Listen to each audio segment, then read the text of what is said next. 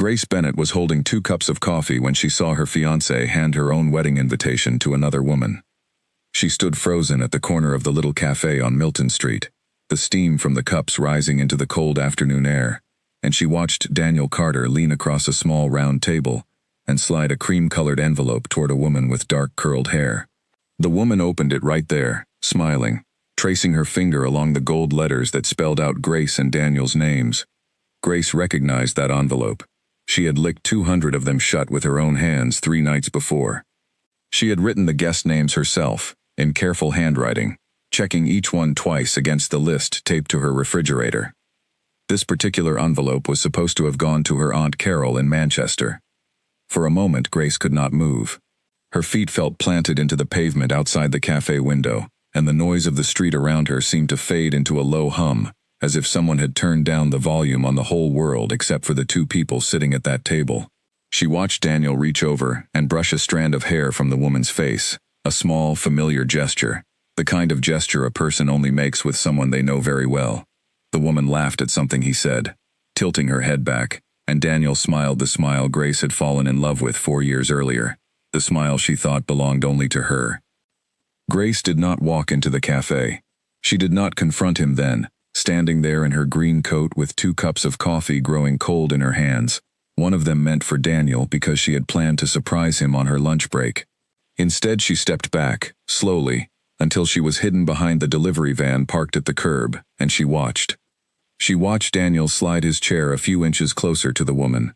She watched him check his phone, glance toward the door of the cafe, as though making sure no one he knew might walk in, and then relax again when he saw it was only strangers passing by.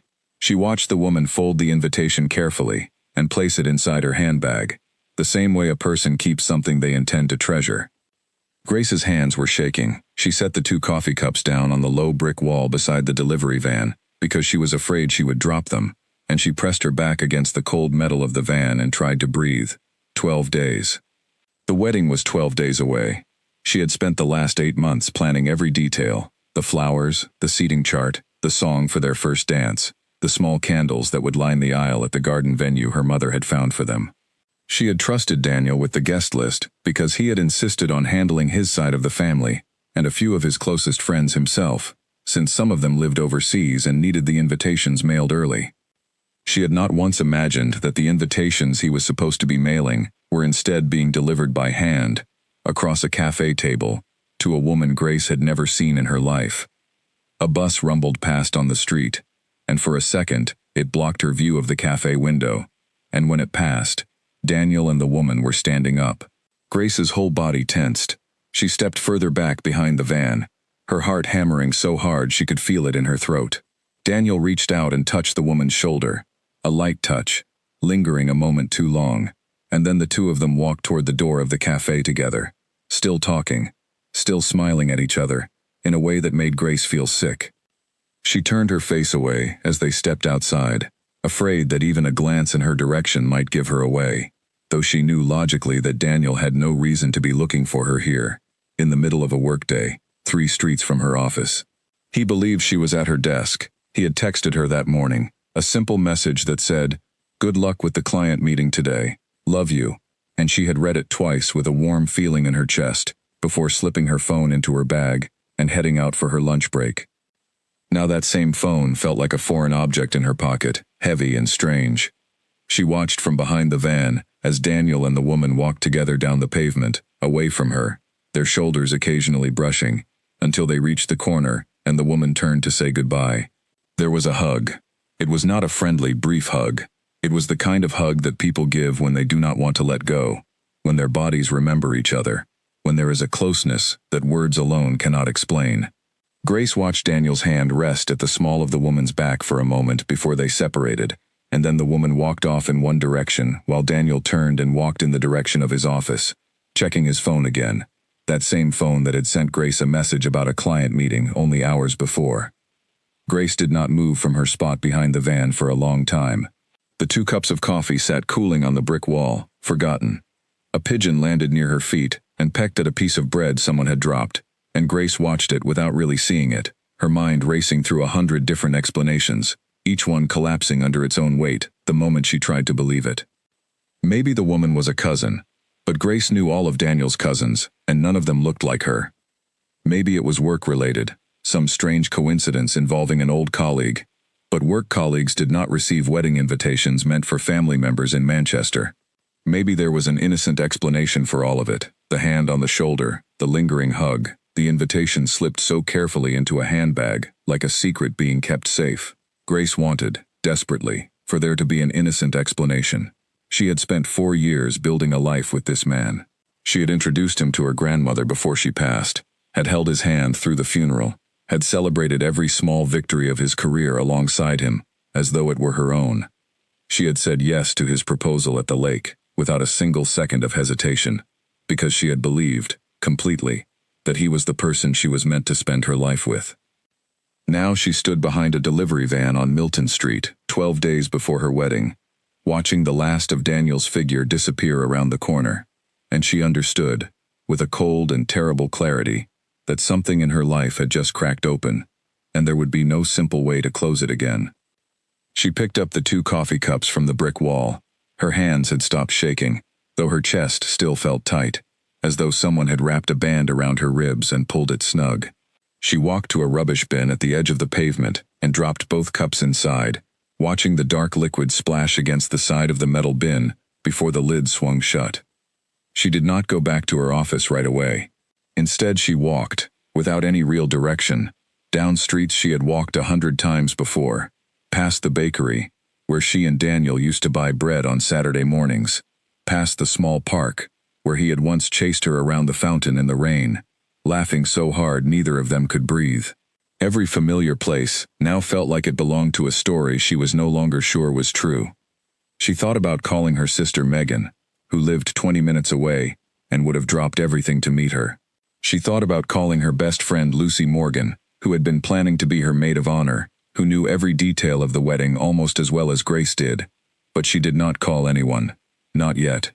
She needed to think, to be certain of what she had seen before she said a single word to another living soul, because once she spoke this thought aloud, there would be no taking it back.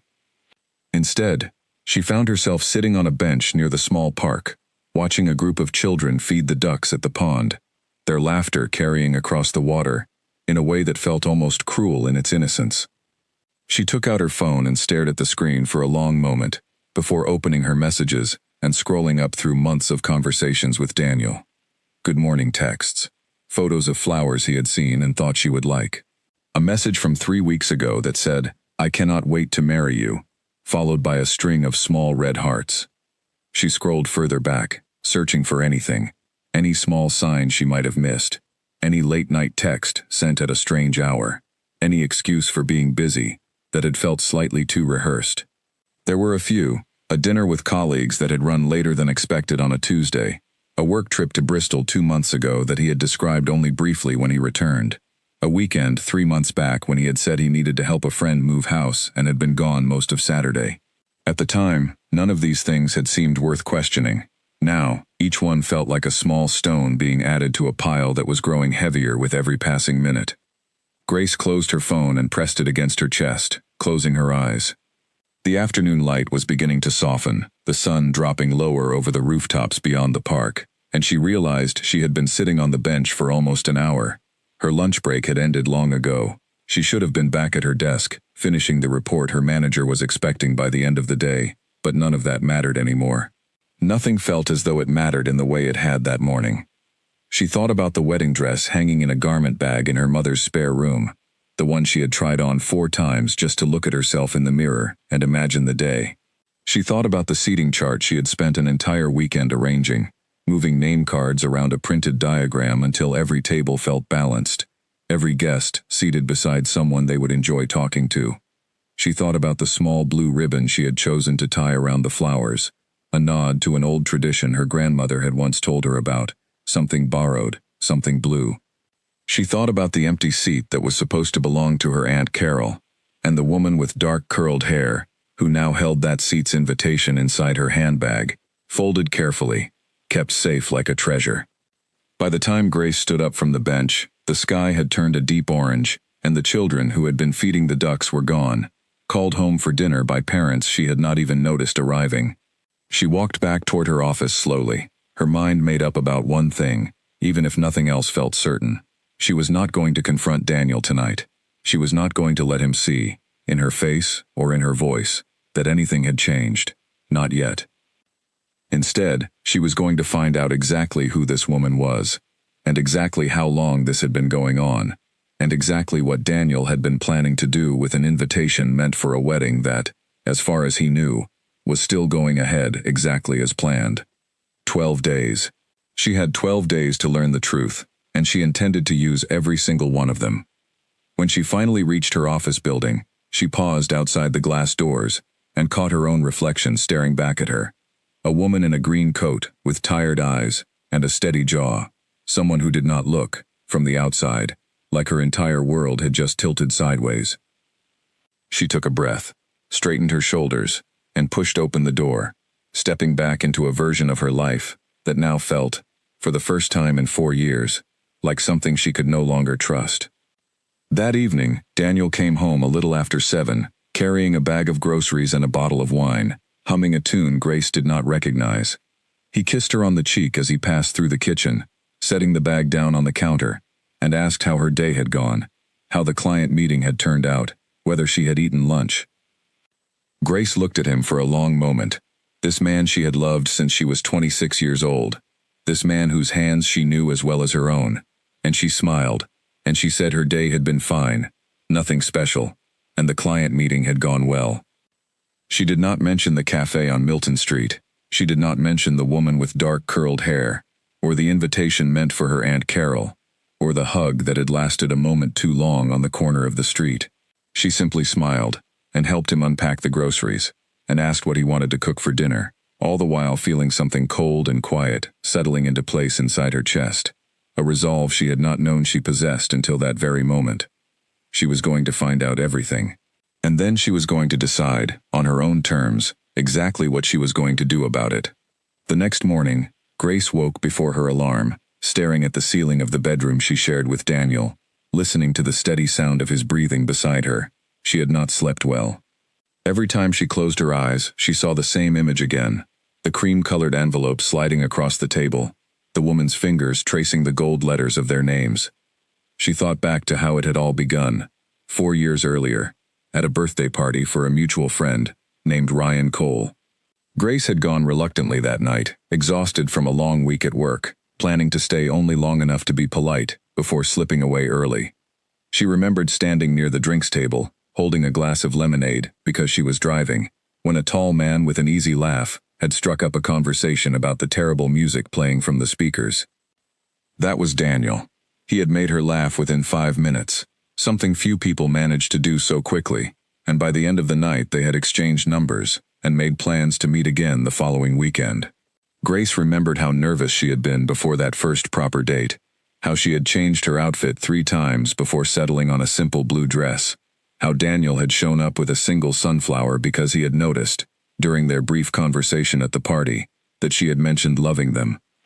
Their relationship had grown slowly and steadily over the following months. Daniel had a way of making her feel like the most important person in any room, remembering small details she mentioned in passing, surprising her with things that showed he had truly been listening.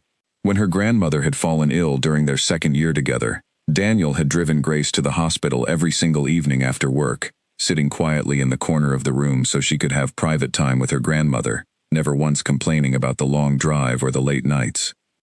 He had proposed 2 years later, on a weekend trip to a lake house that belonged to his family, getting down on one knee at sunset, while the water turned gold and pink around them. Grace had said yes before he even finished the question, and they had spent the rest of that evening calling their families, laughing and crying in equal measure, already dreaming about the life they would build together. Lying in bed now, staring at the ceiling, Grace tried to reconcile that memory with the man she had watched the day before, the one who had touched another woman's shoulder with such familiar tenderness. It did not fit together. And yet, she reminded herself, she had seen it with her own eyes. She got up quietly, careful not to wake him, and went into the kitchen to make coffee. While the machine hissed and gurgled, she picked up her phone and opened the wedding planning app she and Daniel had been using for months, the one where they had built the guest list together, section by section.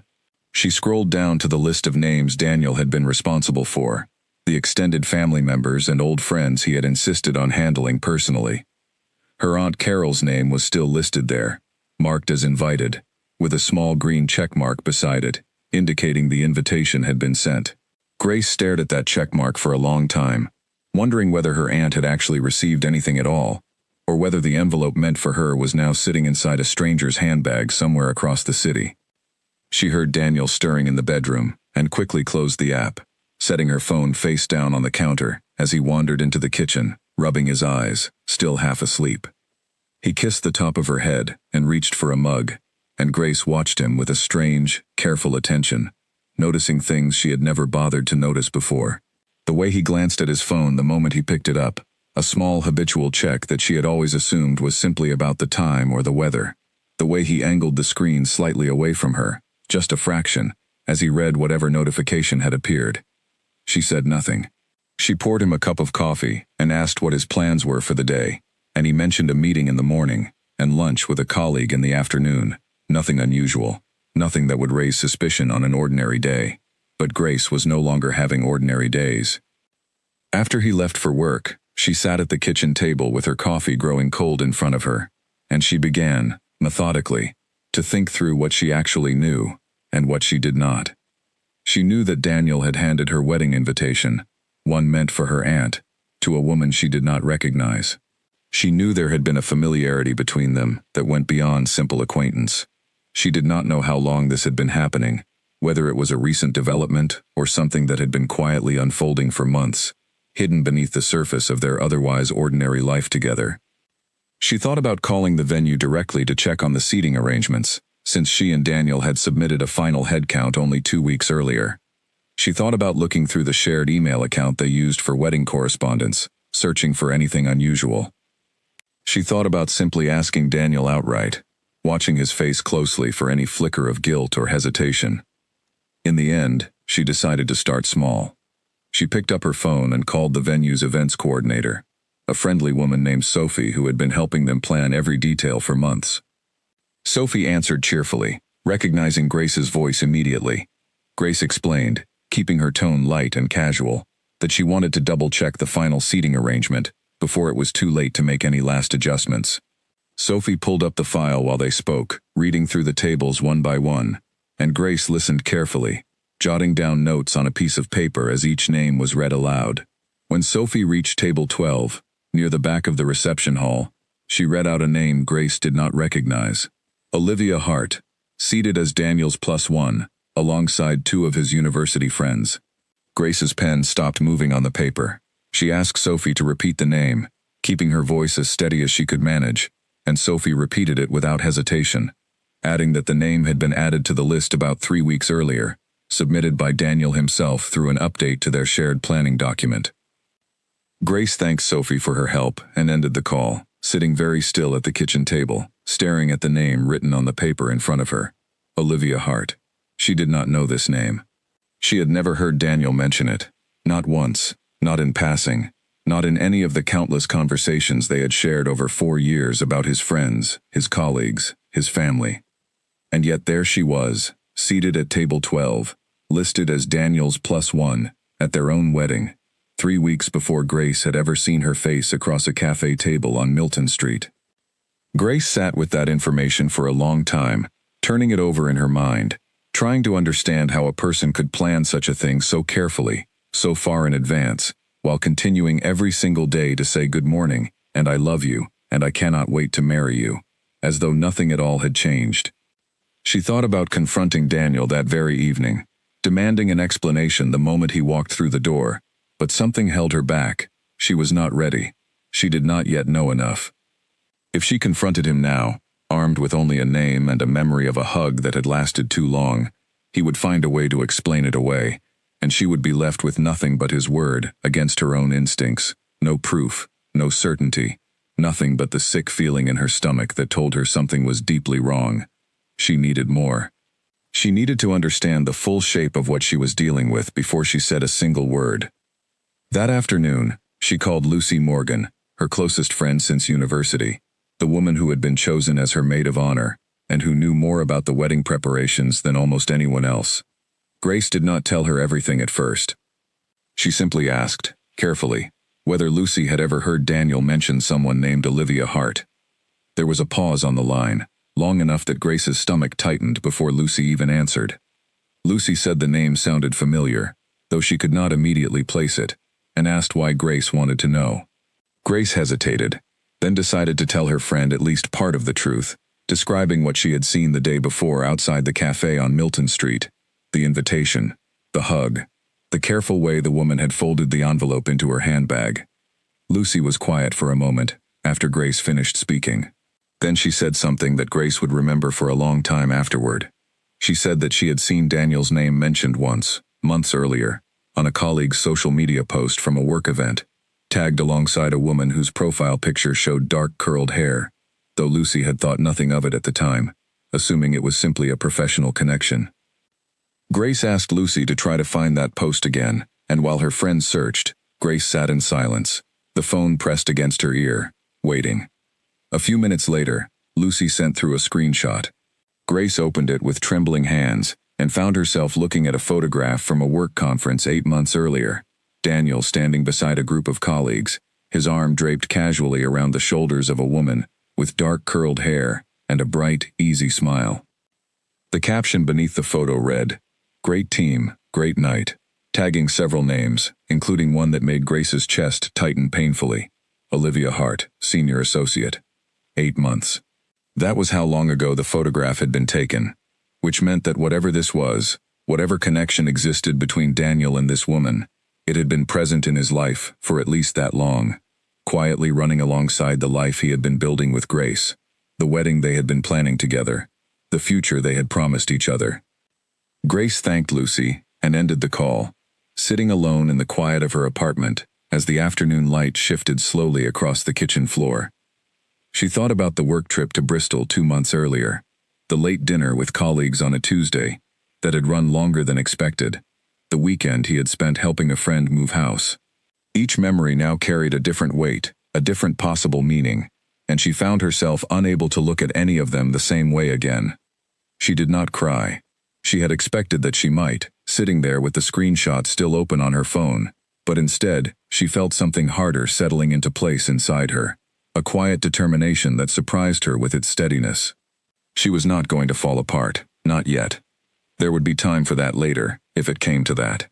For now, she needed to keep her composure, to keep gathering pieces of the truth until the full picture was clear enough that no explanation, no matter how smooth or well-rehearsed, could talk her out of what she already knew in her bones to be real. When Daniel came home that evening, he found Grace sitting at the kitchen table with a cup of tea, calm and composed, asking him about his day, with genuine-sounding interest, listening to his answers with a patience that masked the storm quietly building beneath her surface. She was learning to watch him now in a way she never had before, cataloging every small gesture, every glance at his phone, every slight change in his tone when certain topics came up. She was building a case, piece by careful piece, and she intended to have the full truth in hand, well before the 12 days were up. 3 days passed before Grace found the right moment to test Daniel directly, without revealing how much she already knew. She had spent those 3 days quietly gathering more pieces, cross-referencing dates in her memory against the wedding planning app, watching Daniel's routines with a new and careful eye, noticing things that had always been there, but that she had simply never thought to question before. On a Thursday evening, while they sat together on the sofa with the television playing low in the background, Grace brought up the seating chart in a casual tone, as though it were nothing more than an ordinary detail that needed sorting before the big day. She mentioned table 12 and the 2 university friends Daniel had asked to be seated there, and then, carefully, she asked who Olivia Hart was, since the name was one she did not recognize from any of their previous conversations about the guest list. Daniel did not even glance up from the television at first. He said, in a voice so easy and unbothered that Grace almost believed him despite everything she already knew, that Olivia was a friend of his cousin's, someone who had offered to help coordinate a few of the flower arrangements as a favor, and that he had added her to the guest list as a small thank you for her help. He said it so smoothly, so naturally, that for a brief moment, Grace felt the ground shift beneath her certainty, wondering if perhaps there really was an innocent explanation after all. But then she thought of the photograph Lucy had sent her. Daniel's arm draped around Olivia's shoulders at a work conference 8 months earlier. The caption calling her a senior associate at his company. Not a florist, not a cousin's friend, not anyone connected in any way to flowers or family. She thought of the invitation sliding across the cafe table, meant for her Aunt Carol, now folded carefully inside a stranger's handbag. She thought of the hug on the street corner that had lasted a moment too long. She smiled at Daniel and said that was very kind of him. To think of thanking her that way, and she let the subject drop, watching him relax slightly beside her, apparently satisfied that his explanation had been accepted without further question. Inside, Grace felt something harden further. He had lied to her face, easily and without hesitation, the same way he must have lied about the work trip to Bristol, about the late dinner on a Tuesday, about the weekend spent helping a friend move house. She wondered how many other lies had passed between them over the past several months, small and large, each one told with the same practiced ease. The following day, Grace decided to set a small trap, testing whether Daniel's story about the flower arrangements would hold up under any scrutiny at all. She mentioned, during a phone call with him in the afternoon, that she had spoken with their flower vendor, a woman named Diane who ran a small shop near the venue, and that Diane had mentioned needing to confirm a few final details about the arrangements before the big day. She asked Daniel whether Olivia would be available to speak with Diane directly, since she was apparently helping coordinate that part of things, and there was a pause on the other end of the line, brief but noticeable, before Daniel said that he would check and let her know. He never brought up the subject again, and when Grace asked a few days later how the flower coordination was going, he changed the subject smoothly to something about his work, and Grace let it go, filing away the moment as further confirmation of what she already suspected. That weekend, Grace and Daniel had dinner plans with his parents, Karen and George Carter, a tradition they kept up once every few weeks, usually at a small Italian restaurant near his parents' home that had become a comfortable, familiar place over the years. Grace had always enjoyed these dinners, finding warmth and easy conversation with Daniel's mother in particular, a woman who had welcomed her into the family with genuine affection from the very beginning. That evening, however, Grace found herself watching Daniel with a different kind of attention, noticing the way his phone buzzed twice during the appetizer course, both times prompting him to glance down quickly before sliding the device back into his pocket without comment. She noticed the way he excused himself to the restroom partway through the main course, staying away longer than seemed necessary, returning with a slightly flushed look that he explained away by mentioning the restaurant's restroom had unusually warm hand dryers. Karen, seated beside Grace, leaned over at one point during dessert and asked, in a low voice meant only for Grace to hear, whether everything was all right, since Grace had seemed a little quieter than usual that evening. Grace forced a smile and said she was simply tired from wedding preparations, that there was so much still to finalize before the big day, and Karen patted her hand warmly and said she understood completely that weddings could be exhausting, even under the best of circumstances. Grace felt a small pang of guilt at the lie, knowing that Karen had no idea what was really happening beneath the surface of her son's engagement, but she was not yet ready to bring anyone else into the situation, especially not Daniel's own mother, until she had gathered enough certainty to know exactly what she was dealing with.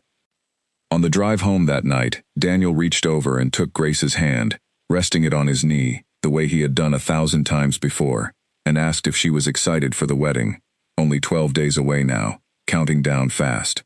Grace looked at his profile in the dim light of passing street lamps, this face she had memorized so completely over 4 years together, and she said yes, she was very excited, and she meant it, in a strange and complicated way, because some part of her still hoped, foolishly perhaps, that there was still a version of this story, where everything turned out to be a misunderstanding. That hope did not last long. The following Monday, Grace decided to visit Lucy at her apartment after work, needing a friendly face and a quiet place to think through everything she had learned so far. Lucy greeted her with a warm hug and a cup of tea, and the two women sat together on Lucy's small balcony, watching the evening traffic move slowly along the street below. Grace told Lucy everything, laying out each piece of the puzzle in careful order, the invitation at the cafe, the name on the seating chart, the photograph from the work conference, Daniel's smooth explanation about flowers, the failed test with the vendor Diane. Lucy listened without interrupting, her expression growing more troubled with each new detail, until finally, when Grace finished speaking, she reached over and squeezed her friend's hand tightly. Lucy admitted, hesitantly, that she had noticed something else in recent weeks that she had not mentioned before, unsure whether it meant anything at all. She said that Daniel had asked her, about a month earlier, whether she thought Grace still wanted to go through with the wedding, a strange question that Lucy had brushed off at the time as simple pre-wedding nerves, common enough among grooms in the final weeks before their big day. Now, hearing everything else Grace had described, that question took on a different, more troubling shade of meaning. Grace sat with that new piece of information for a long moment, staring out at the darkening sky beyond Lucy's balcony railing, and something cold settled into her stomach.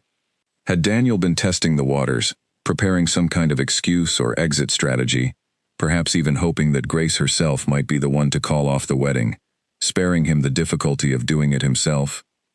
She thought of the invitation, addressed to her Aunt Carol, handed instead to Olivia Hart.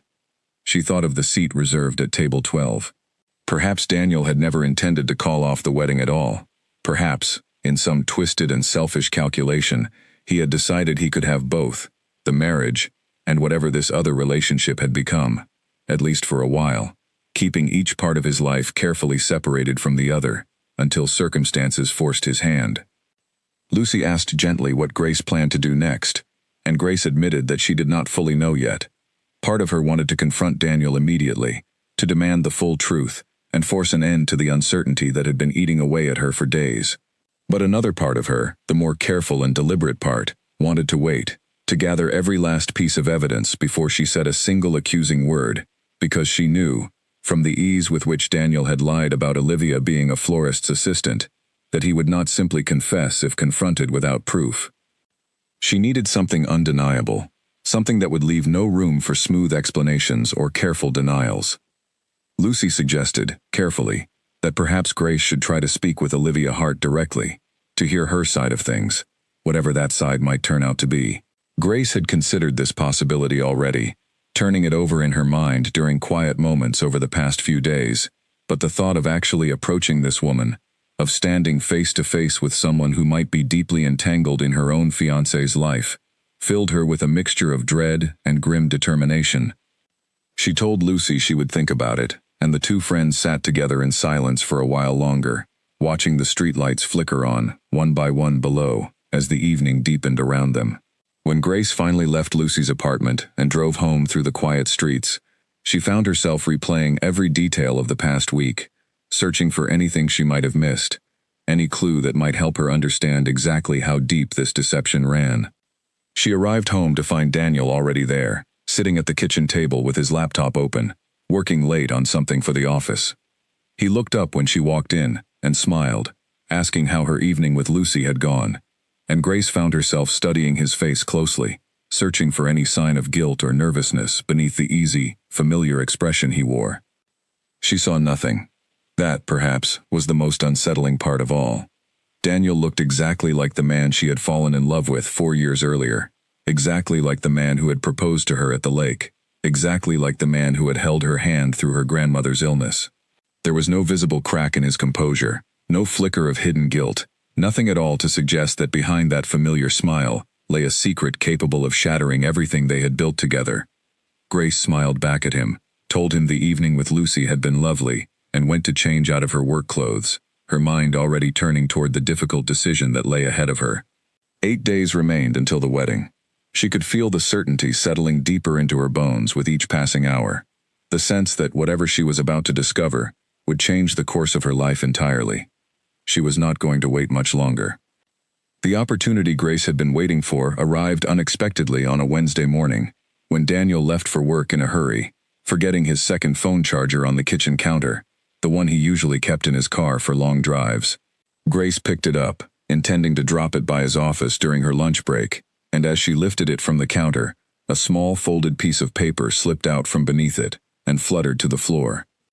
She bent down to retrieve it, expecting perhaps a grocery list or a note about a bill, and instead found herself holding a printed receipt from a hotel 2 hours outside the city, dated 11 days earlier, the same weekend Daniel had told her he was helping a friend move house.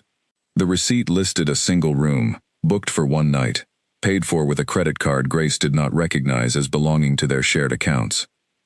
She sat down slowly at the kitchen table, the receipt trembling slightly in her hand, and read it over 3 times, as though repetition might somehow change what it said. A hotel 2 hours away, a single night, a weekend Daniel had specifically told her was spent helping his friend Ben move into a new flat across town, not 2 hours away at all. Grace's mind raced back through their conversation from that weekend, remembering how Daniel had come home late on the Saturday evening, tired and a little distracted, mentioning briefly that the move had taken longer than expected because Ben's new building did not have a working lift. She had believed him without question at the time, had even offered to make him a late dinner because he seemed so exhausted from the effort. Now she wondered whether Ben had even been involved in that weekend at all, or whether his name had simply been borrowed, the way a person borrows a convenient excuse when the truth is too dangerous to speak aloud. She photographed the receipt carefully with her phone, before folding it back exactly as she had found it, and tucking it beneath the charger on the counter, precisely where it had been before Daniel's hurried departure that morning. She did not want him to know it had been found. Not yet. That afternoon, instead of dropping off the forgotten charger, Grace called Daniel's office and asked to speak with him, only to be told by the receptionist that he had left early for a personal appointment and was not expected back until the following morning. Grace thanked her and hung up, sitting very still in her car outside his office building, staring at the entrance where he was supposed to have spent the entire afternoon. She thought about calling him directly, asking where he was, but decided against it, not wanting to alert him that she was checking up on his whereabouts. Instead, she drove home and waited, and when Daniel arrived that evening, he explained, without being asked, that he had left work early to run a few errands related to the wedding, picking up his suit for a final fitting and confirming details with the caterer. Grace nodded and said that sounded productive, all the while feeling the careful, practiced ease of his explanation settle uncomfortably into her chest. She no longer knew which parts of anything he told her were true. That night, unable to sleep, Grace lay awake beside Daniel long after his breathing had settled into the slow, even rhythm of deep sleep, and she found herself thinking about her mother, Diane Bennett, who had called earlier that week to ask how the final wedding preparations were coming along. Grace had kept her voice bright and cheerful during that call, deflecting questions about stress or nerves with practiced ease, but her mother, who had known Grace since before she could speak, had picked up on something in her daughter's tone that she could not quite name. Near the end of the call, Diane had asked, gently, whether everything was all right between Grace and Daniel, and Grace had assured her that everything was fine, simply the usual pre-wedding stress that everyone talked about. Her mother had accepted this answer, though Grace suspected, even as she said it, that Diane had not been entirely convinced. Lying awake now, Grace considered calling her mother the following morning and telling her everything, laying out the full weight of what she had discovered over the past week. But something held her back, the same instinct that had kept her from confronting Daniel directly. She was not yet ready to make this real for anyone else, because doing so would mean admitting, out loud, that the wedding she had spent 8 months planning might not happen at all, or if it did happen, might not mean what she had always believed it would mean. The next morning, Grace woke early and drove to Lucy's apartment before work, needing to share what she had found before the weight of it became too heavy to carry alone. Lucy opened the door in her dressing gown, hair still damp from the shower, and took one look at Grace's face before pulling her inside and putting the kettle on without a word. Grace showed her the photograph of the hotel receipt on her phone, and Lucy's expression darkened as she studied it, calculating the same troubling timeline that Grace had already worked out for herself. 11 days earlier, the same weekend Daniel had claimed to be helping Ben move house. Lucy suggested, carefully, that perhaps it was time to call Ben directly and ask, in a casual way, how the move had gone, whether Daniel's help had been useful, anything that might confirm or dismantle the story Daniel had told. Grace agreed this seemed like a reasonable next step, though the idea of involving one of Daniel's own friends in her quiet investigation made her uneasy, unsure whether Ben's loyalty would lie with honesty or with covering for his friend. She decided to try anyway. That evening, she sent Ben a friendly, casual text message, asking how he was settling into his new flat, mentioning that Daniel had told her all about helping with the move a couple of weekends earlier. Ben's response came back within the hour, cheerful and completely unaware of the significance of his words. He said the move had actually happened almost a month earlier, not a couple of weekends ago, and that while Daniel had indeed helped him carry a few boxes on that occasion, he had not seen or heard from Daniel at all on the weekend Grace was asking about. Grace read the message 3 times, her stomach twisting with a sick, familiar feeling that had become almost constant over the past week. There it was. Undeniable, unprompted confirmation from someone with no reason to lie, that Daniel's story about the weekend had been entirely false. She sat with her phone in her hand for a long time that evening, feeling something inside her shift permanently, a final door closing on whatever hope she had still been quietly holding on to, that all of this might somehow resolve into a harmless misunderstanding. There was no misunderstanding here.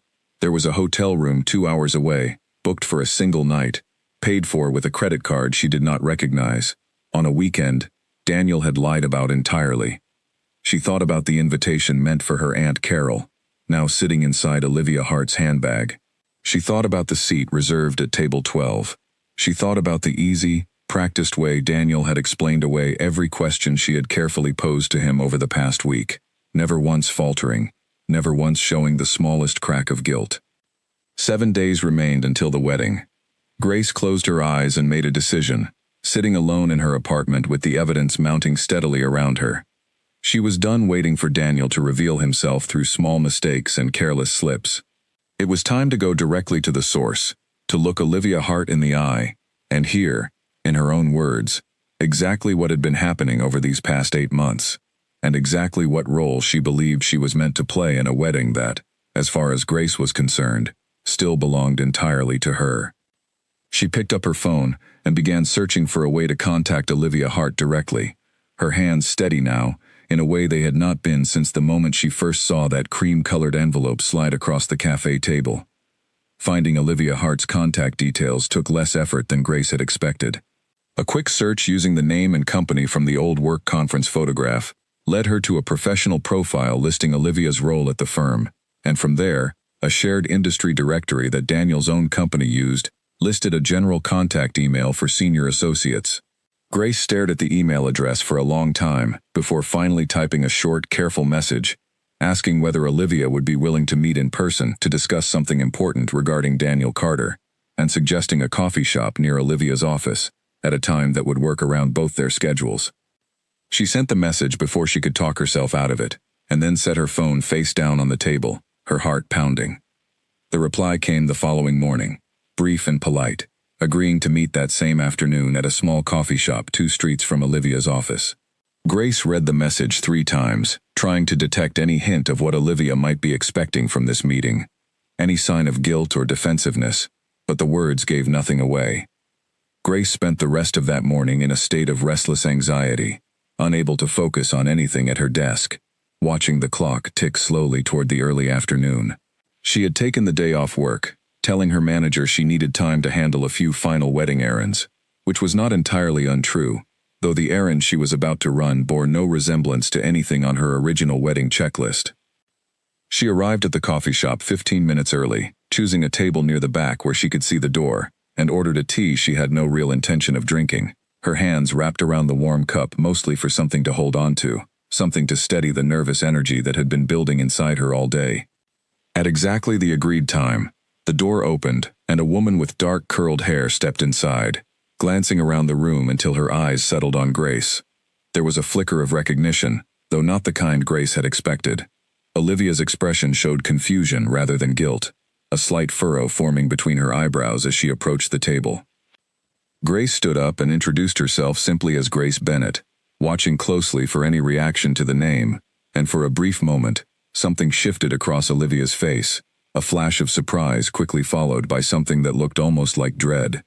Olivia sat down slowly across from her, setting her bag on the empty chair beside her, the same bag, Grace realized with a strange jolt, that had held the cream-colored envelope on Milton Street 11 days earlier. Grace decided to be direct, having spent the entire morning rehearsing how she wanted this conversation to unfold. She explained, calmly and without accusation in her voice, that she was engaged to Daniel Carter, that their wedding was scheduled for 7 days from now, and that she had recently learned Olivia's name was included on the guest list as Daniel's +1, seated at table 12. The color drained slowly from Olivia's face as Grace spoke, and by the time she finished, Olivia had pressed both hands flat against the table, as though trying to steady herself against something she had not seen coming. She said, in a voice that had gone noticeably quieter, that she did not understand, that Daniel had told her, months earlier, that his previous relationship had ended, that he was no longer engaged to anyone. Grace felt the air leave her lungs slowly, watching Olivia's shock unfold across her face, in a way that seemed, as far as Grace could tell, entirely genuine. She asked, carefully, how long Olivia and Daniel had known each other, and Olivia explained, her voice growing steadier as she found her footing in the conversation, that they had met at the work conference 8 months earlier, and that their relationship had developed gradually over the following months, beginning as friendship before becoming something more serious around 4 months ago. Grace asked whether Daniel had ever mentioned an ongoing wedding, and Olivia shook her head firmly, explaining that Daniel had told her, quite specifically and more than once, that his engagement had ended shortly before they met, that he was in the final stages of moving out of a shared apartment, and that any remaining contact with his former partner was purely logistical, related to closing out shared finances and returning belongings. Grace sat back in her chair, absorbing this information slowly, feeling something complicated settle in her chest. Anger, certainly, toward Daniel, whose lies apparently extended far beyond what she had already uncovered, layering deception upon deception, with a skill that left her feeling almost breathless. But alongside that anger, she felt an unexpected flicker of something closer to sympathy for the woman sitting across from her, who appeared, based on everything she was saying, to have been just as deeply deceived as Grace herself. Grace asked about the invitation, describing what she had witnessed outside the cafe on Milton Street, watching Olivia's face carefully as she spoke. Olivia's hands trembled slightly as she reached into her bag and pulled out the cream-colored envelope, still sealed, still addressed, in Grace's own careful handwriting to her Aunt Carol. She explained that Daniel had given it to her a few weeks earlier, telling her it was a personal invitation to a family wedding, his cousin's wedding, he had said, and that he wanted her there as his date, an important milestone in introducing her properly to the family he intended to build a future with. Grace took the envelope from Olivia's outstretched hand, staring down at her own handwriting, the careful loops of her aunt's name, the address she had copied so precisely from her mother's contact book weeks earlier. It felt strange and violating to see it here, in this stranger's possession, evidence of a lie so carefully constructed that it had fooled 2 women simultaneously, each believing herself to be the one Daniel truly intended to marry. The 2 women sat together in silence for a long moment, the noise of the coffee shop continuing around them, oblivious to the quiet devastation unfolding at their small table near the back. Finally, Olivia asked, her voice barely above a whisper, whether Grace intended to go through with the wedding, and Grace admitted, honestly, that she did not yet know. What Grace did know, with sudden and absolute clarity, was that she was no longer angry at Olivia. Whatever this woman had done, she had done it believing she was building something honest with a man who had told her, repeatedly and convincingly, that he was free to do so. The true architect of this deception sat elsewhere, going about his ordinary day at the office, likely unaware that the 2 women he had been so carefully deceiving were now sitting together, piecing apart every careful lie he had told each of them. Olivia asked, hesitantly, what Grace wanted to do next, and Grace found herself considering the question seriously, weighing options she had been turning over in her mind for days without ever quite settling on a clear answer. She thought about simply calling off the wedding immediately, walking away from Daniel and everything he represented, without ever giving him the chance to offer another smooth explanation. She thought about confronting him that very evening, laying every piece of evidence out on the kitchen table and watching his face as the careful construction of his lies finally collapsed under its own weight. But another idea had been quietly forming in the back of her mind over the past several days, growing stronger with each new piece of evidence she uncovered. She thought about the guests who would be gathering in 7 days, the careful seating chart, the flowers, the vows he would speak so easily and convincingly, the same practiced ease with which he had explained away every question she had asked him over the past week. She thought about how simple it would be for him to walk away from a private confrontation, to offer some final smooth apology, to disappear from her life while continuing on with whatever version of the truth he preferred to believe about himself. She did not want that.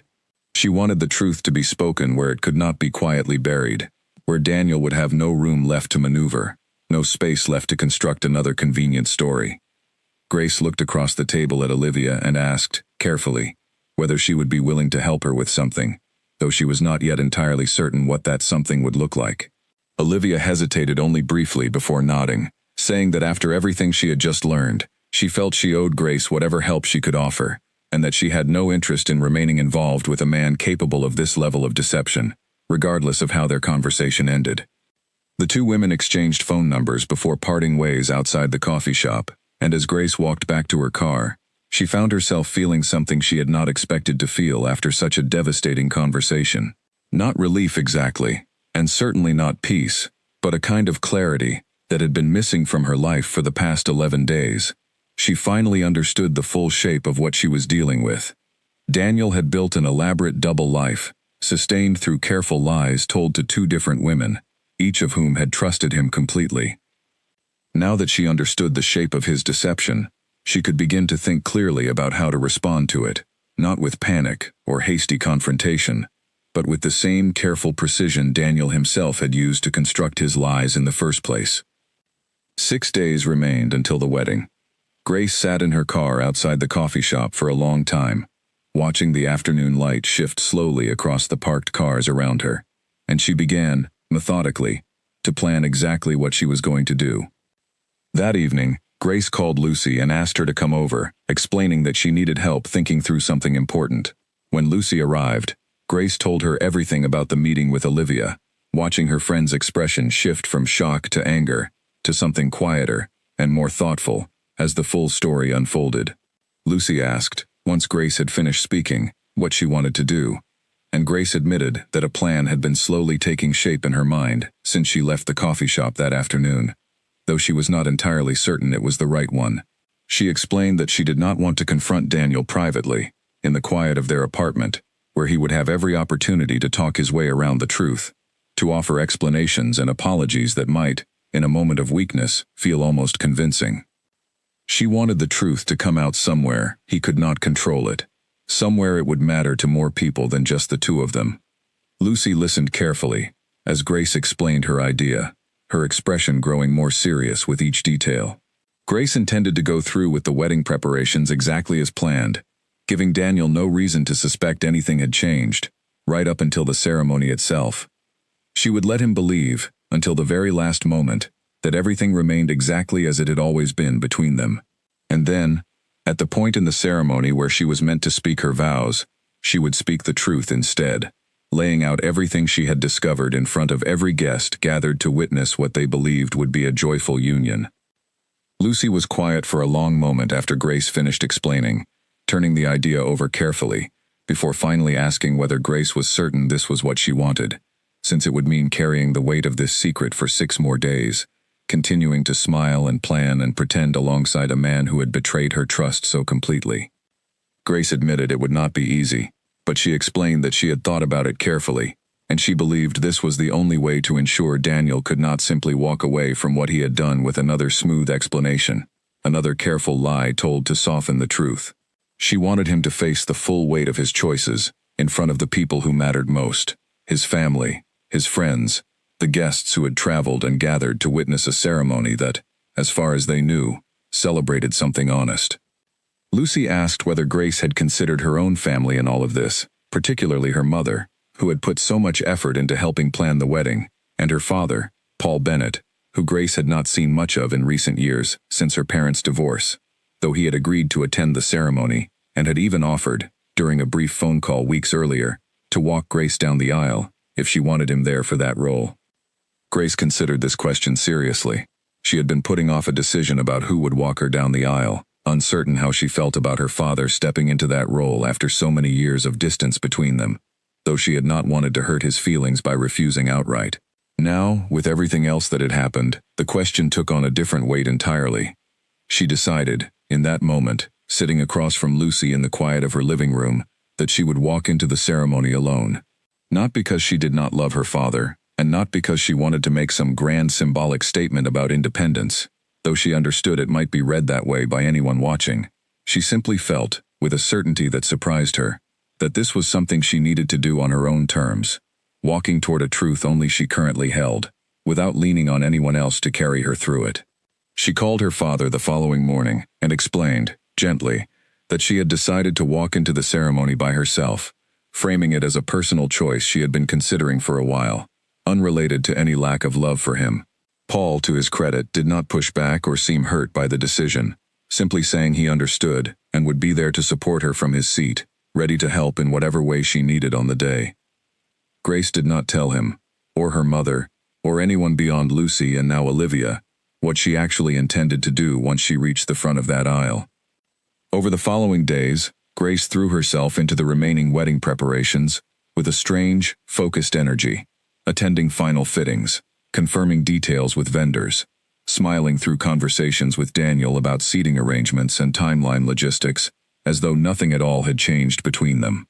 It required a kind of discipline she had not known she possessed, keeping her voice steady and her expression warm while carrying, beneath the surface, the full weight of everything she now knew. Daniel, for his part, seemed entirely unaware that anything was wrong. He continued through his days with the same easy confidence he always carried, occasionally mentioning small details about his own preparations, a final fitting for his suit, a bachelor gathering with a few close friends that he described afterward with cheerful, unremarkable stories. Grace listened to each of these accounts with a careful, practiced calm, filing away every detail, every small lie, every moment of his continued deception, feeling the resolve inside her grow steadier with each passing day. She met with Olivia twice more over that week, in quiet corners of coffee shops, away from anyone who might recognize either of them, working through the details of what would happen on the day of the ceremony. Olivia agreed, after some hesitation, to attend the wedding herself, seated quietly among the guests, rather than at table 12 as originally planned, ready to confirm the truth if Daniel attempted to deny or minimize what Grace intended to reveal. It was a strange and uncomfortable alliance, two women who had both been deceived by the same man, working together toward a moment neither of them could have imagined needing to plan only 2 weeks earlier. But Grace found, in those quiet meetings, a kind of solidarity she had not expected, a shared understanding that neither of them deserved to carry the shame of Daniel's choices, that the only person who should feel exposed and humiliated by the truth was the one who had constructed the lie in the first place. Lucy, meanwhile, helped Grace prepare in other ways, gathering copies of the hotel receipt, the work conference photograph, screenshots of messages Grace had quietly collected over the preceding days, organizing everything into a clear and undeniable record that would leave no room for Daniel to talk his way around what had happened.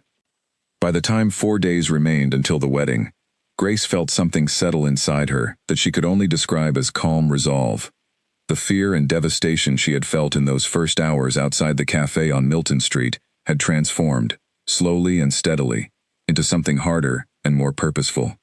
She was no longer simply a woman who had been betrayed. She was a woman preparing, carefully and deliberately, to reclaim control over a story that had nearly been taken from her entirely. She looked at herself in the mirror each morning during those final days, studying her own reflection, and found, somewhat to her surprise, that she recognized the woman looking back at her more clearly than she had in weeks.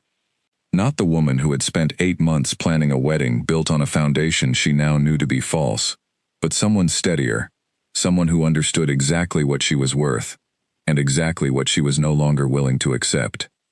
3 days remained, then 2.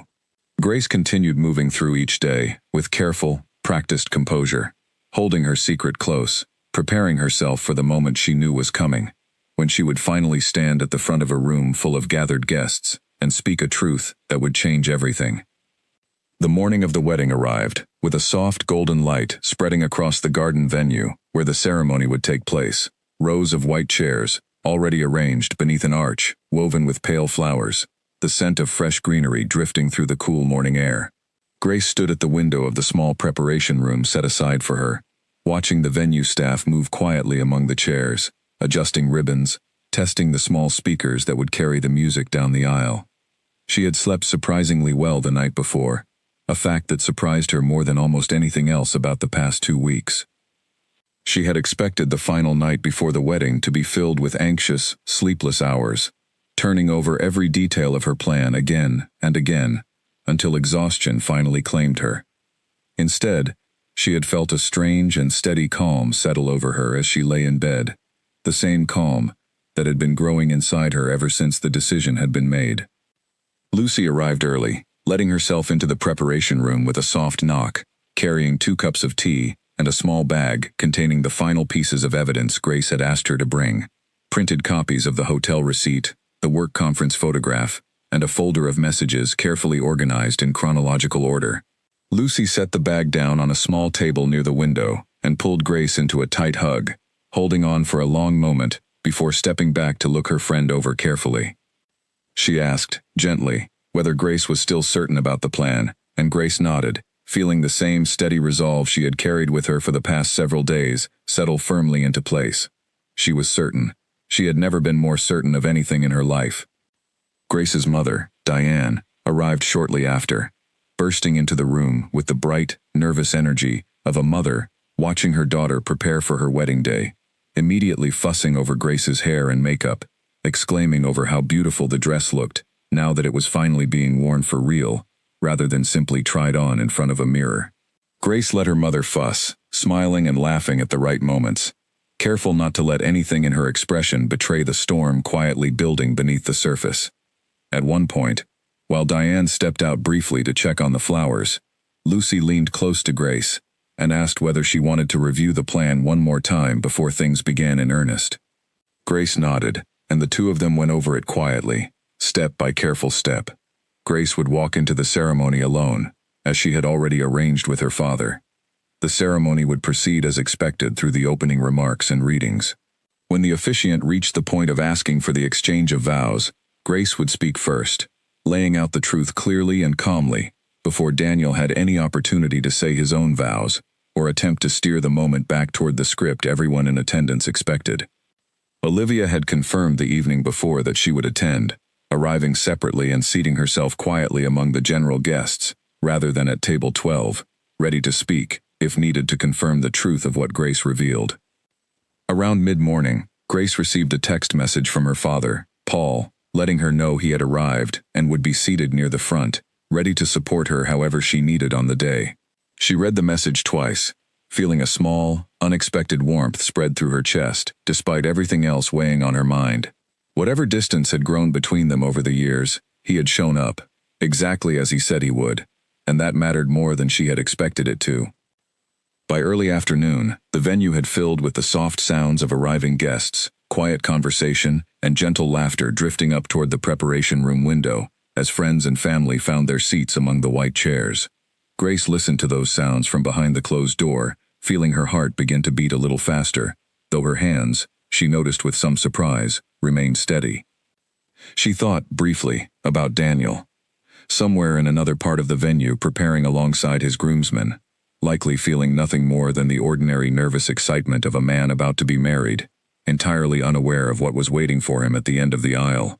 She wondered whether he had any lingering doubts at all about what he had done, any quiet moment of guilt that crept in during the early morning hours, or whether he had simply convinced himself, the way people sometimes do, that he had found a way to make everything work out exactly as he wanted, with no consequences at all.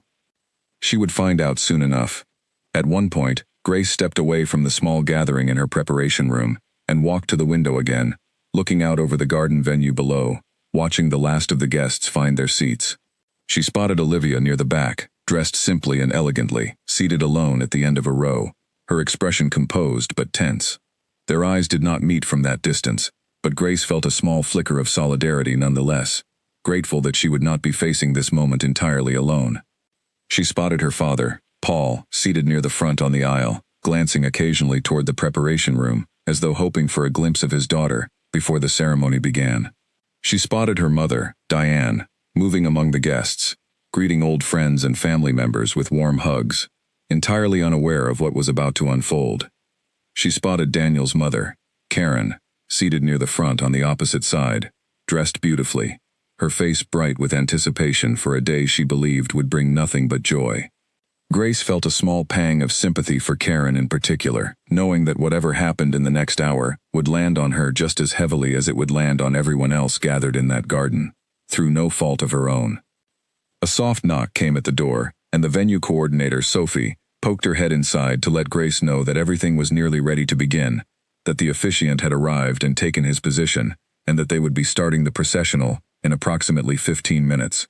Grace thanked her and nodded, feeling the calm resolve inside her settle even more firmly into place as the countdown to the ceremony began in earnest. Lucy squeezed her hand tightly, and Diane, returning to the room in that moment, immediately began adjusting the small details of Grace's dress and veil, chattering nervously about how beautiful everything looked, how perfect the weather had turned out to be, how proud she was of the woman her daughter had become. Grace listened to her mother's words, feeling a complicated mixture of gratitude and sorrow, knowing that in a short while, this joyful mood would shatter entirely, and there was nothing she could do to spare her mother that pain, not if she wanted to protect herself from a lifetime spent married to a man capable of the deception Daniel had shown himself capable of. She thought, one final time, about simply calling the whole thing off quietly, canceling the ceremony before it ever began, sparing everyone the public spectacle of what she was about to do. But she had turned this thought over many times in the preceding days, and she always arrived at the same conclusion. A quiet cancellation would allow Daniel to construct his own version of events afterward, whispering explanations to family and friends that painted himself in whatever light he chose, while Grace was left to carry the burden of unanswered questions and half-formed rumors about what had really happened. She did not want that. She wanted the truth spoken clearly, in front of everyone, with no room left for Daniel to rewrite the story afterward. The final few minutes passed quickly. Lucy helped Grace with the last adjustments to her veil, and Diane stepped back to look at her daughter, with tears already gathering in her eyes, saying softly that she had never seen Grace look more beautiful. Grace hugged her mother tightly, holding on a moment longer than usual, memorizing the warmth of that embrace before whatever came next. Sophie knocked again, letting them know it was time. Grace took a deep breath, feeling the weight of the folder of evidence tucked discreetly into a small clutch bag she had insisted on carrying, despite Lucy's initial concern that it might look unusual for a bride to carry anything beyond flowers down the aisle. Grace had simply told her friend that she needed it close, and Lucy, understanding immediately, had not questioned it further. Grace walked to the door of the preparation room and paused there for a moment, looking back at Lucy, who gave her a small, steady nod of encouragement. Diane had already gone ahead to take her seat, unaware that anything unusual was about to happen. Grace straightened her shoulders, lifted her chin, and stepped out into the hallway that led toward the garden aisle, feeling the soft afternoon breeze against her face for the first time that day. She could hear the music beginning to play, the same song she and Daniel had chosen together months earlier, back when she still believed every word of the life he had promised to build with her. She listened to the opening notes drift toward her through the open doorway ahead, and she thought, with a strange and steady clarity, that this would be the last time that particular song ever meant anything to her at all. She stepped forward, alone, toward the aisle, ready to walk into whatever came next. The moment Grace appeared at the top of the aisle, a soft murmur of admiration rippled through the seated guests, heads turning in unison, phones lifting to capture the sight of the bride walking alone beneath the afternoon sun. She held her chin steady and her shoulders straight, moving forward at a measured pace, her eyes fixed on the arch of pale flowers waiting at the far end of the aisle, and on Daniel, standing beneath it in his dark suit, smiling the same warm, familiar smile he had worn the day he proposed to her at the lake. She noticed, as she walked, the small flicker of surprise that crossed a few faces among the guests when they realized no one was walking beside her, though most simply assumed it was a modern choice, a statement of independence that suited the confident woman they believed they knew. Her father, Paul, watched her pass with an expression of quiet pride, and her mother, seated near the front, pressed a hand to her chest, her eyes already glistening with emotion. Grace kept walking, her pace even and unhurried, feeling the weight of the small clutch bag against her fingers, the folder of evidence tucked safely inside, waiting for the moment she would need it. She caught a brief glimpse of Olivia near the back of the seating, sitting very still, her hands folded tightly in her lap, and their eyes met for just a fraction of a second before Grace continued forward, drawing strength from the knowledge that she was not facing this moment entirely alone. She reached the end of the aisle and stepped up to stand across from Daniel, who reached for her hands with the same easy warmth he always carried, leaning in to whisper that she looked beautiful, that he could not believe this day had finally arrived. Grace let him take her hands, feeling the familiar shape of his fingers against hers, and she smiled back at him, a small, composed smile that gave nothing away. The officiant began the ceremony with the usual opening words, welcoming the gathered guests, speaking warmly about the journey that had brought Grace and Daniel to this moment, about the commitment they were preparing to make in front of everyone who loved them.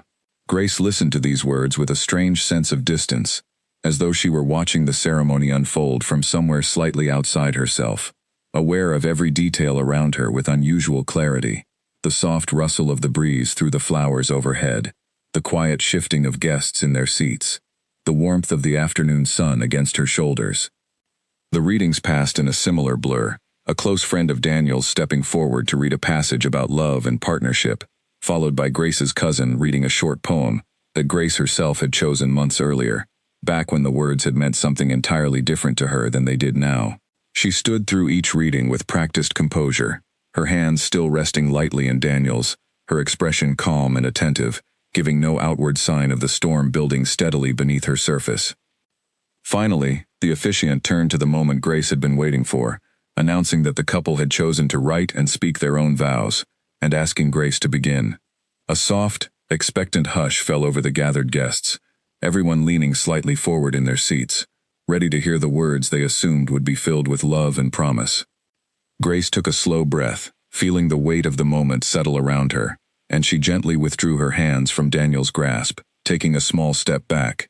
A flicker of confusion crossed his face at the unexpected movement, but he said nothing, waiting for her to begin, still smiling, still entirely unaware.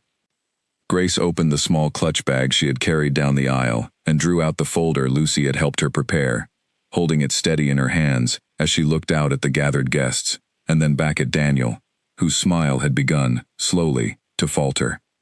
She spoke clearly, her voice steady and carrying easily across the quiet garden. She said that she had planned to stand here today and speak words of love and lifelong commitment, and that 2 weeks ago, she had believed with her whole heart that those words would be true. But 2 weeks ago, she said, she had witnessed something that changed everything, standing outside a small cafe on Milton Street, watching Daniel hand her own wedding invitation, the one meant for her Aunt Carol, to a woman she had never met. A ripple of confusion moved through the guests, quiet murmurs rising as people exchanged uncertain glances, unsure whether this was some unusual, unconventional part of the ceremony they simply had not anticipated. Daniel's face had gone pale, his mouth opening slightly as though to speak, but Grace continued before he could find any words. She described, calmly and without raising her voice, everything she had discovered over the past 2 weeks. The name added to the seating chart 3 weeks before she ever saw the woman's face. The photograph from a work conference 8 months earlier. The hotel receipt from a weekend Daniel had claimed he spent helping a friend move house, a claim that friend himself had unknowingly disproven. She held up each piece of evidence as she described it, her hands steady, her voice never wavering. The murmurs among the guests had grown louder now, confusion shifting rapidly into shock as the true shape of what was happening became clear. Daniel's mother, Karen, had pressed both hands to her mouth, her eyes wide with horror, while beside her, Daniel's father, George, sat frozen in stunned silence. Daniel finally found his voice, stepping forward and reaching for Grace's arm, his own voice low and urgent, insisting this was not the time or place, that they could discuss this privately, that she was misunderstanding something that could easily be explained. Grace stepped back out of his reach, her expression calm but unyielding, and said that she had given him countless opportunities to explain himself honestly over the past 2 weeks, and he had chosen, every single time, to offer another smooth and convincing lie instead. She turned toward the seated guests and asked, her voice steady, whether Olivia Hart would be willing to confirm what she had told Grace only days earlier. A soft gasp moved through the crowd as heads turned, searching for the name among the seated rows, and slowly, Olivia rose from her seat near the back, her expression composed, despite the visible tremor in her hands. Olivia spoke clearly enough for those nearby to hear, confirming that Daniel had told her, months earlier, that his previous engagement had already ended, that she had believed herself to be building an honest future with him, entirely unaware that a wedding had been planned and was proceeding exactly as scheduled. She said she had learned the truth only days earlier, in a coffee shop conversation with Grace, and that she had come today, uncomfortable as it was, because she believed the truth deserved to be spoken clearly, in front of everyone Daniel had deceived.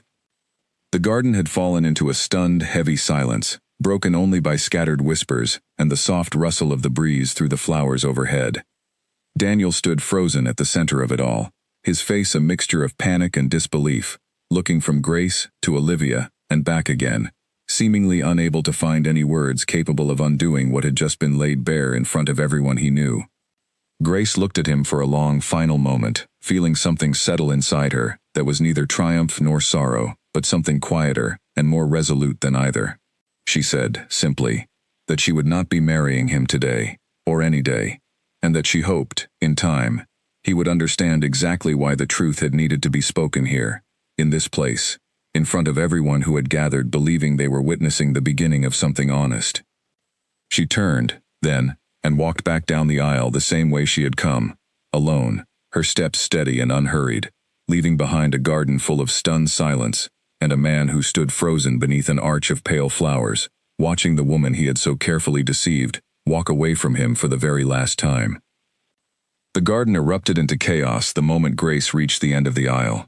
Behind her, she could hear raised voices beginning to overlap, guests turning to one another in stunned disbelief, some already rising from their seats. She did not look back. She walked straight past the rows of white chairs, past the small clusters of confused faces, until she reached the preparation room, where Lucy had been waiting, watching the ceremony through a small gap in the curtains, her own face pale with the shock of what she had just witnessed. Lucy pulled Grace into the room and closed the door behind her, wrapping her arms tightly around her friend, and for the first time since the moment outside the cafe on Milton Street, Grace felt her composure begin to crack, a wave of exhaustion and released tension washing over her all at once.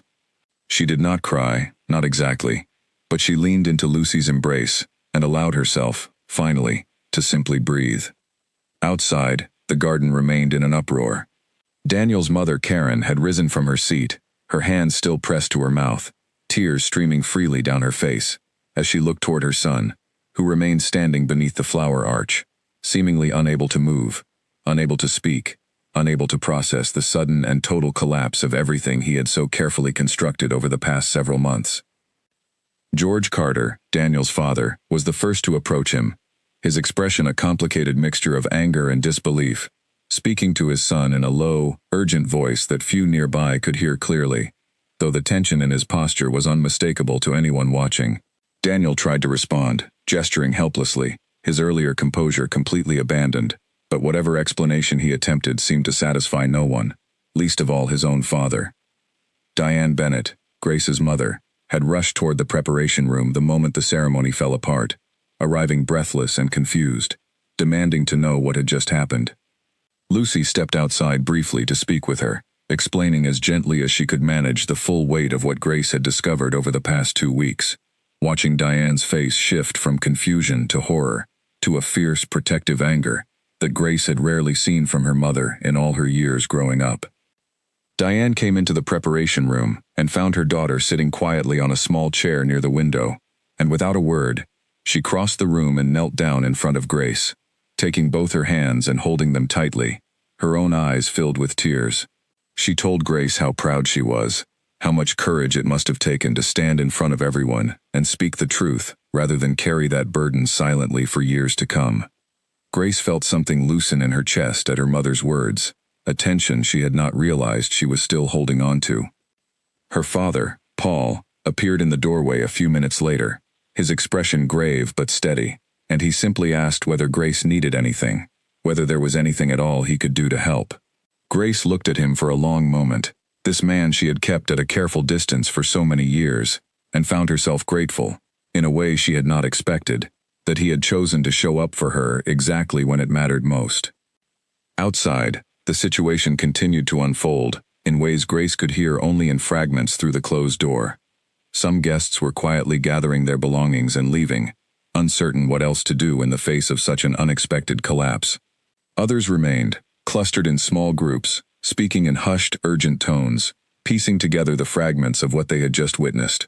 A few of Daniel's closer friends approached him, though it was unclear from the muffled voices whether they had come to offer support or to demand their own explanations. Olivia, Grace later learned from Lucy, had left the garden almost immediately after her brief confirmation, slipping quietly away through a side gate before the full chaos of the moment could catch up with her, though not before several guests had recognized her from the earlier work conference photograph that had apparently circulated among a few of Daniel's colleagues months before, adding an uncomfortable weight of recognition to her sudden, unexpected appearance at the ceremony. Karen Carter eventually made her way to the preparation room as well, her makeup streaked from crying, and she asked, in a broken voice, to speak with Grace. Lucy hesitated, glancing at Grace uncertainly, but Grace nodded, willing to face this final difficult conversation before the day was through.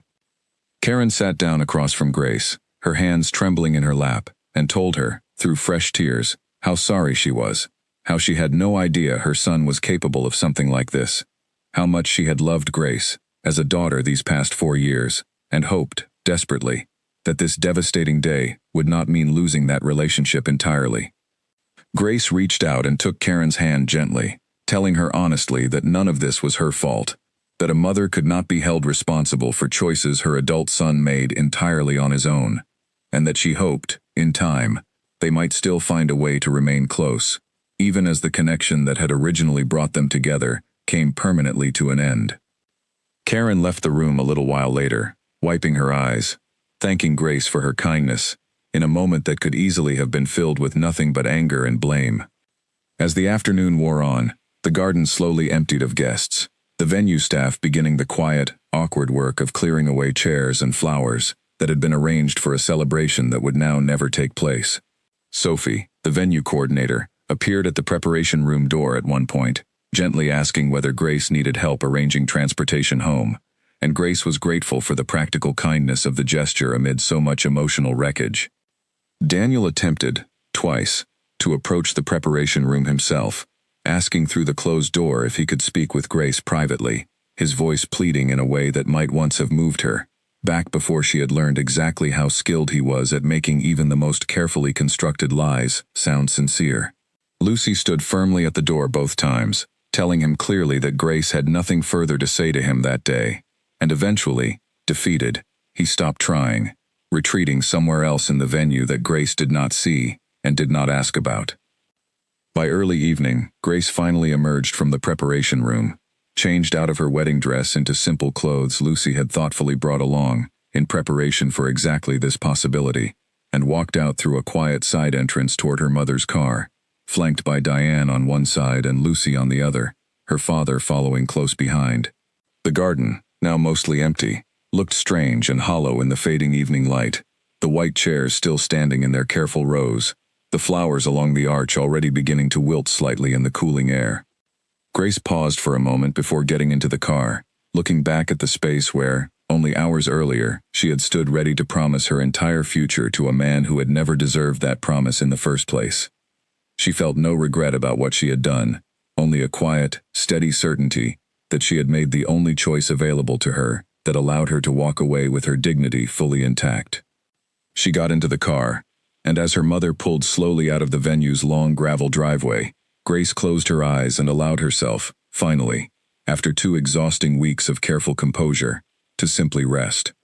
3 weeks passed before Grace felt ready to return to something resembling ordinary life. She spent the first several days at her mother's house, sleeping in her childhood bedroom, waking each morning to the familiar smell of coffee drifting up from the kitchen, allowing herself the space to grieve not just the end of her relationship with Daniel, but the version of her future she had spent so many months carefully imagining and had now been forced to release entirely. She did not hear from Daniel directly during those first weeks, though Lucy mentioned that he had reached out to a few mutual friends, apparently attempting to explain his side of events, though the explanations, from what little filtered back to Grace, seemed to shift depending on who he was speaking with, a pattern that no longer surprised her in the slightest. Karen Carter sent a handwritten letter about 2 weeks after the wedding, apologizing again for her son's actions and expressing hope that Grace was finding her way through the difficult aftermath, a small kindness that Grace appreciated, even as she recognized it marked the quiet closing of a relationship that had once meant a great deal to her. Olivia reached out as well, a short message sent about 10 days after the ceremony, thanking Grace for how she had handled the confrontation, and apologizing again for the role she had unknowingly played in the whole painful situation. Grace responded warmly, telling Olivia there was nothing to apologize for, that they had both been deceived by the same skilled and practiced liar, and that she held no ill will toward her at all.